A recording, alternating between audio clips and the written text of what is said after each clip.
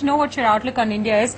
We're now standing in a week where at the end we might have a monetary policy announcement that could mean that we will have a monetary policy announcement that could mean that interest rates or at least liquidity tightening will start. It also looks like a few months of, a higher inflation, both in terms of higher input costs. So what is this year likely to mean for many of your businesses in terms of consumption trends, in terms of cost, patterns, and in terms of profitability?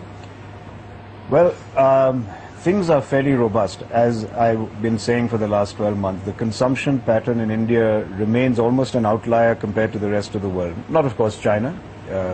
China has some greater concerns, as we are seeing in the last few days, with the tightening of the money supply. I hope that the Indian government does not think that they have to follow suit, and they've got to realize that the stimulus they provided was instrumental in creating this consumption story for India, which has made us the cynosure of all eyes around the world. So we should not do anything that would suddenly turn the situation around and turn a virtuous cycle into a vicious one. But if you presume that they do not do anything that will be damaging and that they calibrate this whole stimulus withdrawal, then I think there's very strong underlying demand in India. Okay. Even our tractor sales, for example, we found that normally in this period when tractor sales are not good and when we were worried about the after effects of a poor monsoon, we found that actually the winter rains were good. And in fact, the reservoir levels are 101% of the long-term average. So there is a great optimism about the Rabi crop. Okay. Now, if that materializes and there's no force majeure situation there, I think rural demand could stay fairly healthy. If it is followed by another normal monsoon and not another poor one like last year, you could have legs on this Indian recovery, and I am very hopeful that you will see the consumption story being sustained. You have businesses across the world, though, of course, most of your business is dominated by Indian consumption. But nonetheless, put this India outlook in the context of what's happening across the world. So like you pointed out, fears of tightening in China and what that will mean for Chinese demand, because that has an impact on all raw material costs. The sense of uncertainty that's still going on in the US, we're likely to see an Obama administration announce a budget freeze over the next few years, which is very good news from the fiscal deficit point of view for America. But what that means for a recovery on ground is still in question. We've got then uncertainty in parts of the Eurozone economies like Greece or Italy or Portugal or Spain. We just came out of Dubai a few weeks ago. So when you put the India outlook in the context of the world, does that uncertainty increase twofold in terms of how you strategize for your business this year and next? Oh my God, the way you described it, I should go away depressed from here. I think I'm going to go and bring out my hanky and start weeping. But it does look like a stark picture for the world, and there's going to be time for some real leadership and for people to pull themselves up by the bootstraps. You're going to need leadership of the kind we were expecting from Obama, and he hasn't delivered as yet. So it is a tough period. How does that impact India? Well, in an interconnected world, there is no decoupling. I've been consistent about that. I think when we met last year once again, I said decoupling doesn't work. But at the same time, I'm going to repeat what I said last year, that some of the so-called infirmities of the Indian economy, some of the insularities of it, some of the lack of connectedness of the Indian economy will come to our rescue. The fact that we are still an agrarian economy, that 65% of our population still live there, that in any case our growth story in the last 5 years was one of consumption-led growth and not investment-led growth.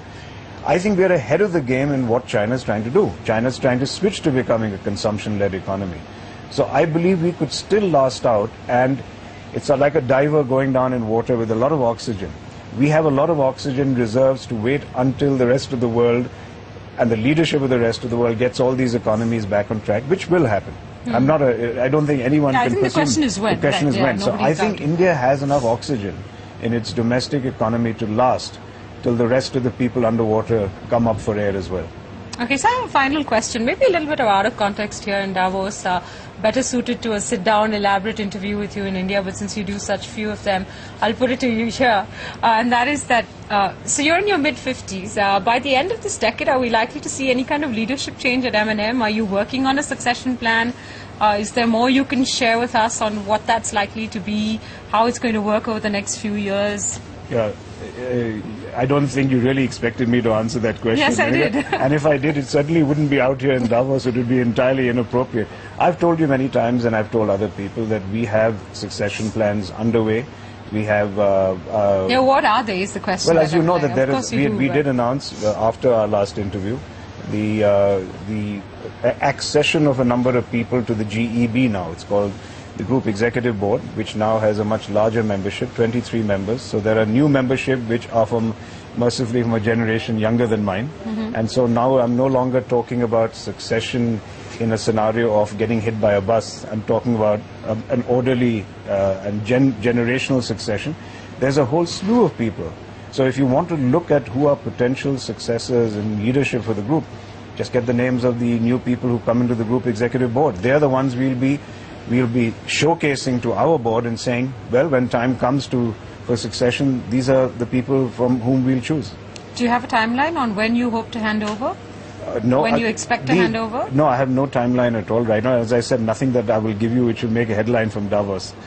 Why is that? But if you do have a succession plan or planning that's in process right now, then you probably have a horizon of how long you want to sort of stay in the managing director's seat, not the chairman's seat, but the managing director's seat. We'll talk about that when we don't have snow in the background, but some warmer, balmier weather. Will it be by the end of this decade? No, as I said, I really don't think this is the appropriate time for me to address that. Okay, so I have one more final surprise question. This is the buzz doing the rounds in India, that you're looking to buy a cricket team by any chance? No, not at all. I think that was a result of some of these Twitter issues. I think I was wishing another person on Twitter luck for her team. And that was interpreted as interest. So yeah, no, because not there's at all. some buzz that you're interested in the Kings 11 team, so I'm just checking on whether you're at all looking, because you have a football team, so are you looking to... No, not at all. Well, as just a sneak, there is something interesting we're going to do in sport, nothing to do with cricket.